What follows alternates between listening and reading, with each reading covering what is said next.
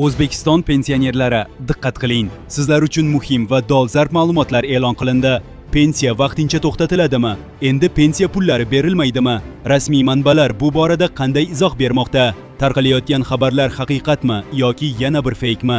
Barchasini aniq va tushunarli qilib hozir bilib olasiz. Assalomu alaykum hurmatli tomoshabinlar.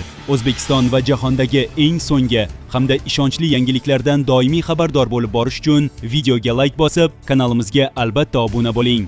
Sizning qo'llab-quvvatlashingiz biz uchun juda katta ahamiyatga ega. E'tibor bering, Xalq banki pensiya tarqatish bo'yicha vakolatini rasman yo'qotdi. Markaziy bank qaroriga ko'ra ushbu yo'nalishdagi avvalgi qarorlar o'z kuchini yo'qotgan. Shu bilan birga ishlamaydigan pensionerlarga to'lovlarni tashkil etish bo'yicha Xalq bankining vakolatlari ham bekor qilindi.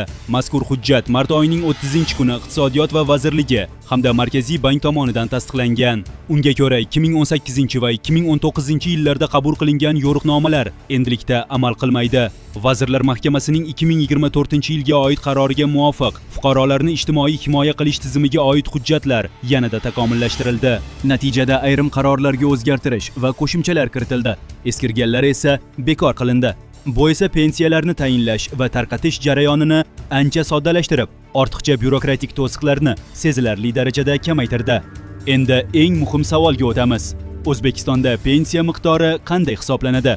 Amaldagi tartibga ko'ra, erkaklar 60 yoshga to'lganda va kamida 25 yil ish stajiga ega bo'lsa, ayollar esa 55 yoshga to'lganda va kamida 20 yil ish stajiga ega bo'lganda pensiya tayinlanadi. Agar fuqaroda kamida 7 yil ish staji mavjud bo'lsa, unga mavjud stajiga mos ravishda to'liqsiz pensiya beriladi.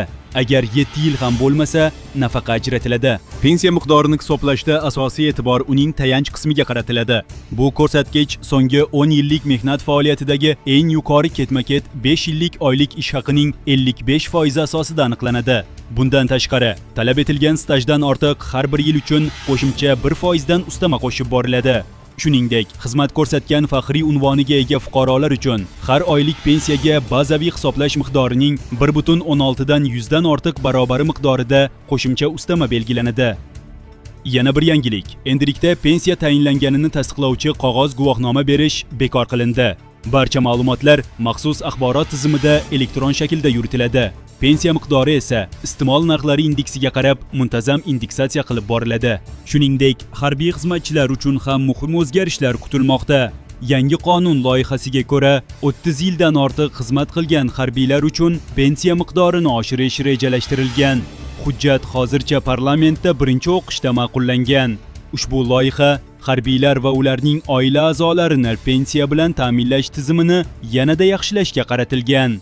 Unda pensiya tayinlash shartlari, turlari va hisoblash tartibini takomillashtirish nazarda tutilgan. Eng e'tiborga molik o'zgarishlardan biri shuki, 30 yildan ortiq xizmat qilganlar uchun pensiya hisoblashda ish haqining inobatga olinadigan qismi 75% dan 100% gacha oshirilishi mumkin. Bundan tashqari, bazaviy hisoblash ko'rsatkichini ham oshirish taklif qilinmoqda. Ya'ni hozirgi 10 baravar o'rniga 12 baravar miqdor asos qilib olinishi mumkin. Mutaxassislar fikricha, bu yangiliklar uzoq yillar xizmat qilgan harbiylarni qo'llab-quvvatlash va munosib rag'batlantirishga xizmat qiladi. Do'stlar, agar sizga bu kabi foydali va muhim ma'lumotlar kerak bo'lsa, videoga albatta like bosing va kanalimizga obuna bo'ling.